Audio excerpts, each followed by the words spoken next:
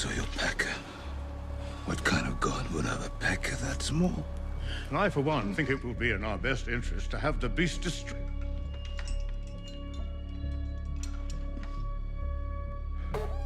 My master, Krasnys, would sometimes make us play games. There, that's a start. Only the girls. Did I ever tell you I used to think the sea was called the sea because it was nothing but water as far as the eye could see?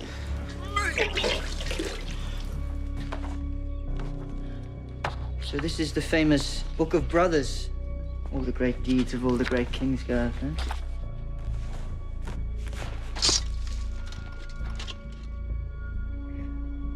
What's in the tower? What's in that tower? What's in the fucking box?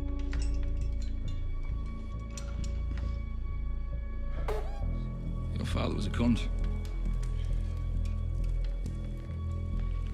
My beloved father, the warden. Your father was a cunt. Keep your shield up, or I'll ring your head like a bell.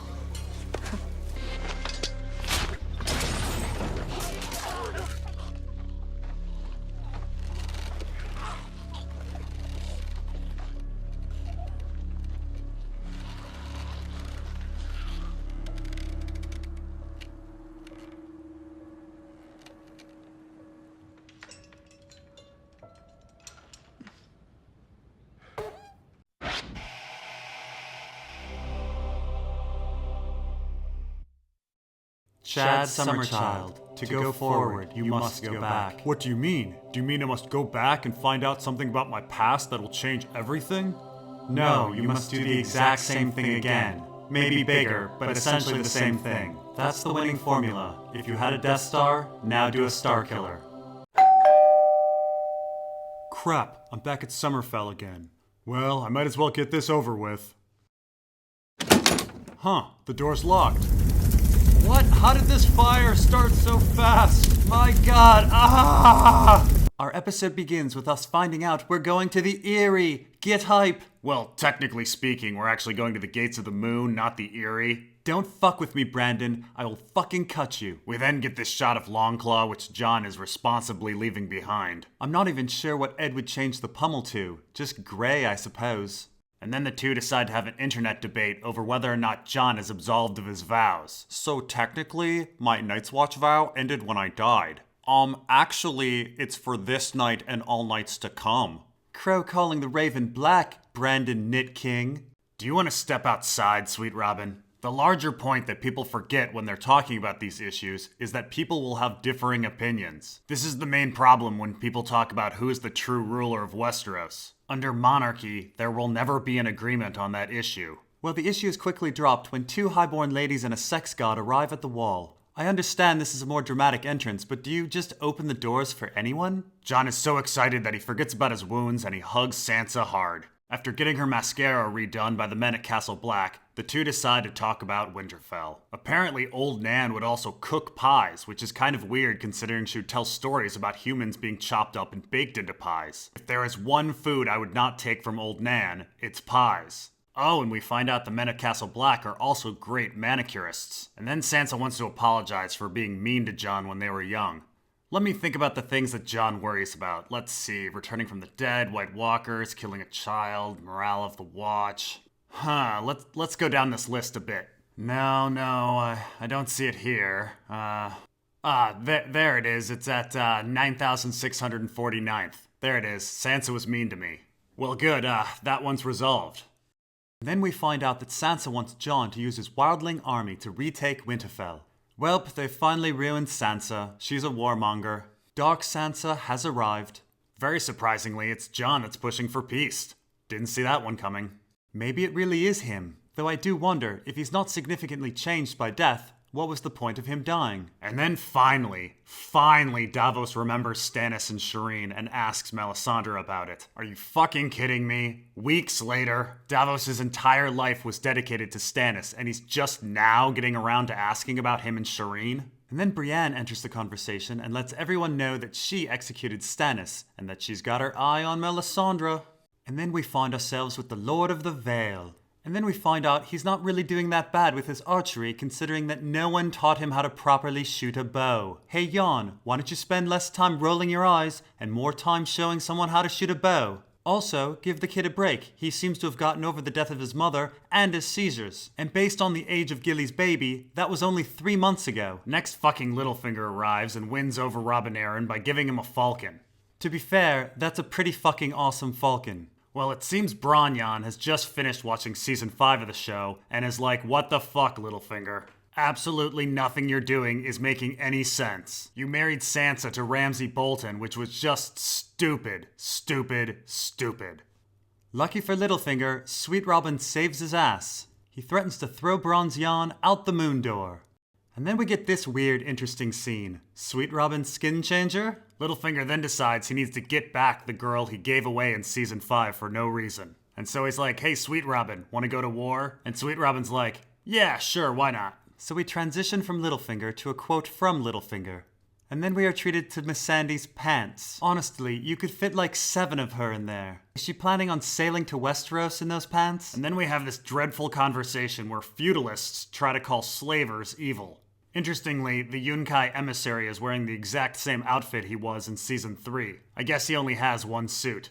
I really hope the writers understand the irony of having Tyrion explain that his family's wealth is somehow moral, while these slavers' wealth is somehow immoral. But I have absolutely no confidence in that. In the After the Show talk, the writers compare Tyrion to Lincoln. I mean, Tyrion is like Lincoln, if Lincoln's family had hundreds of thousands of serfs bound to their fiefs. And then Tyrion talks to some angry freedmen who have just figured out that he's ruling the city. Maybe they went to Bronzyon's season 5 screening party. Things start to get a little heated, but luckily Littlefinger quotes save the day. But Grey Worm is upset. He says that the Masters look at him and see a weapon, and they look at Missandei and see a whore. I look at Missandei and just see those ridiculous pants. I guess Grey Worm can feel love, anger, and phantom blue balls. Meanwhile in the Dothraki Sea, Daario's taunting Jorah by telling him that Daenerys is a sex freak, and then he notices his grayscale. I bet Daario is very happy that their bromance never escalated to hugs or handjobs. And then we find out that Dothraki have sex in the most inefficient, difficult positions. Though Daario is totally down with the Dothraki power squat sex. Anyway, hilarity ensues as the two are caught by 2 Dothraki and have to kill them. Jorah proves that he really is an old man and can't even throw sand straight.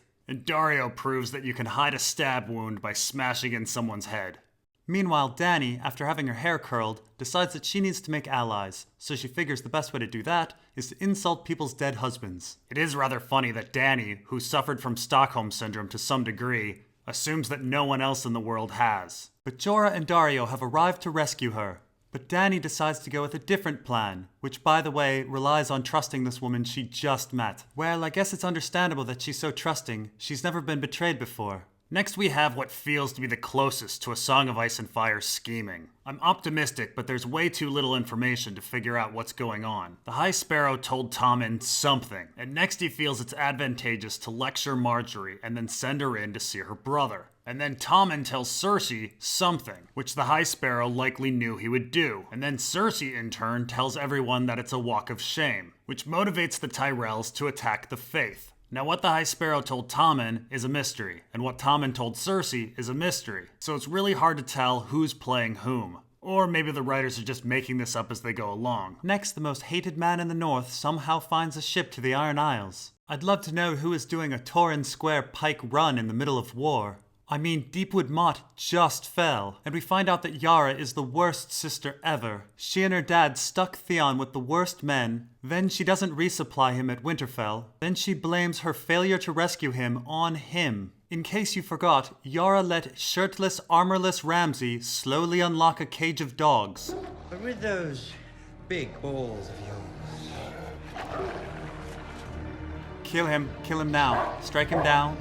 Kill him. You can kill him. Run over there and smash him. Kill him. Strike him down. Kill him. You can do it. Still can kill him. Still can kill him. But I suppose that's the point. She wants to steal the Iron Isles from Theon. But I suppose at this point we can still hope that Gilbert Farwind will win the Kingsmoot. I will win the Kingsmoot! Meanwhile, over at Winterfell, we still have a few more plots that need to be killed up by Ramsay. And so Osha is brought in, and she tries to pull her Season 2 technique of trying to seduce the ruler of Winterfell. It was a pretty obvious technique on Theon, so it's no surprise that it doesn't work on Ramsay. Once again, everything's coming up Millhouse. Looks like that Umber conspiracy is seeming less and less likely. So then a rider comes with a message to Castle Black. I'm not sure why they didn't use a raven. We find our protagonists awkwardly eating dinner, with Tormund trying to seduce Brienne. It seems like this crew should actually have a lot to talk about. For example...